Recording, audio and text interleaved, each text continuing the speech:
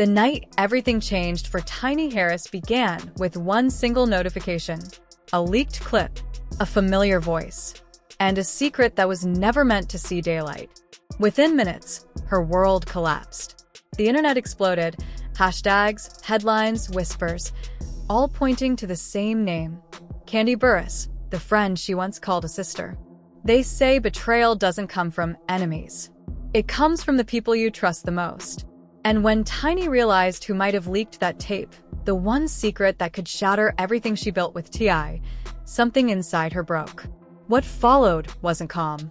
It wasn't classy. It was raw, explosive, and caught live on camera.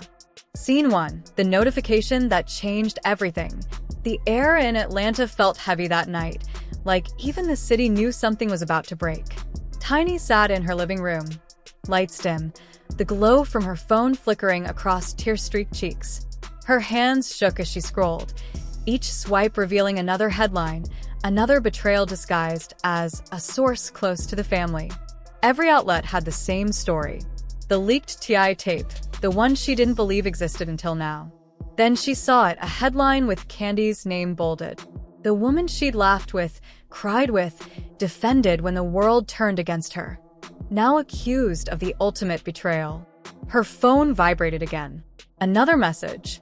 Another tag. Tiny hesitated, then pressed play. The clip was shaky, filmed on a phone. Voices in the background, chaotic. Then came that sound. Kandi's voice, calm, deliberate, almost rehearsed. "She deserved to know," Kandi said. "I didn't want to be the one, but he wasn't loyal. She needed to hear it from me." Tiny froze. Her breath caught. For a moment, she thought maybe it wasn't real. Maybe it was AI, maybe edited. But deep down, she knew. The tone, the cadence, the pause. That was Kandi. Her chest tightened as anger and heartbreak twisted together. She threw her phone across the couch and whispered into her hands. Why would she do this? Why now? Scene 2. The internet erupts. Within an hour, the internet was in flames. Screenshots, re-uploads, reaction videos. Every platform had the same phrase trending: Tiny attacks Kandi.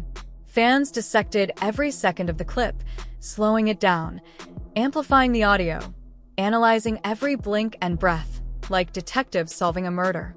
Some said Kandi was telling the truth. Others accused her of betrayal for attention. Tiny's silence only made it worse. Every minute she didn't speak, another theory was born. Some claimed she'd known about the tape all along. Others swore she'd been blindsided. The truth? She was shattered. Her phone rang again. It was Shakana, her oldest friend. Voice trembling, she asked, "Tiny, please tell me you didn't see that mess." "I saw it," Tiny whispered. Long pause. "It's bad, ain't it?" Tiny didn't answer. Her silence spoke for her. Finally, she said softly, "She crossed the line this time. Told you that woman been jealous of you for years." Shakana snapped. "Always smiling in your face, but deep down, she wants what you have." Tiny wiped her eyes. "No, Shakana. This ain't jealousy. This is revenge." Scene 3. The paparazzi circle in. Outside, paparazzi lenses glinted from across the street, waiting like predators. Cameras flashed. Questions shouted. Tiny closed the curtains and sank onto the couch, replaying Kandi's voice in her head. She deserved to know.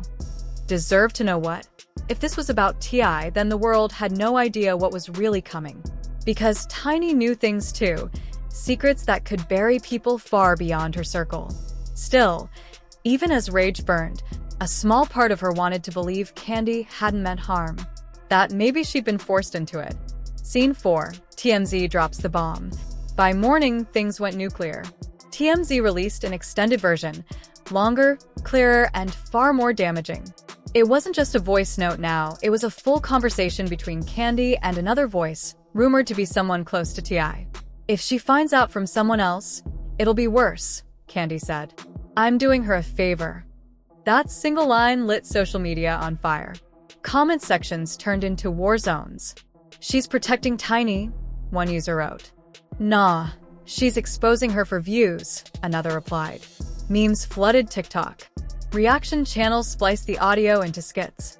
By noon, Kandi and Tiny's names dominated every trending list, from Atlanta to Los Angeles.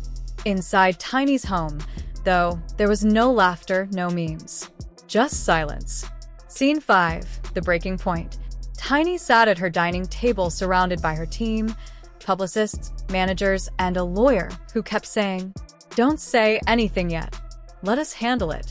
But Tiny wasn't listening. Her mind was stuck years back, backstage at shows, sharing snacks and secrets with Kandi-like sisters. She opened Instagram. Her finger hovered over the Go Live button. Her manager pleaded, "Tiny, please. You'll make it worse." "Don't," her publicist added. "Let us control the narrative." But Tiny wasn't thinking about narratives. She was thinking about betrayal. When she finally went live, her voice was calm, too calm. "I've stayed quiet out of respect," she began. "But don't mistake silence for weakness." Her eyes glistened as she stared into the camera. Some people love to talk about loyalty until it's tested. And when it is, you see who's real. She didn't name Kandi. She didn't have to. Within minutes, clips of her live flooded every platform. Reaction videos. Think pieces. Headlines screaming. Tiny breaks her silence. One YouTuber called it the calm before the storm. Another said, "That wasn't a statement. That was a warning." And somewhere across town, Kandi was watching. Scene 6, the fallout begins. Kandi's phone wouldn't stop buzzing. Calls from friends, producers, PR reps.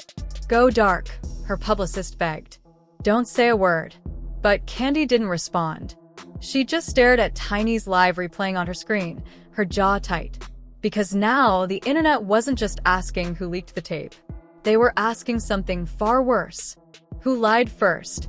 Old stories, old accusations, things that had been buried and sealed years ago. And the more people looked, the uglier it got. Tiny started getting DMs from women she didn't know, people claiming to have their own stories, their own reasons for staying silent. Some messages felt sincere. Others felt like clout chasing. But all of them hurt. "You didn't deserve this," one read. "I know what it's like to love someone and lose yourself in their mess." Tiny didn't respond.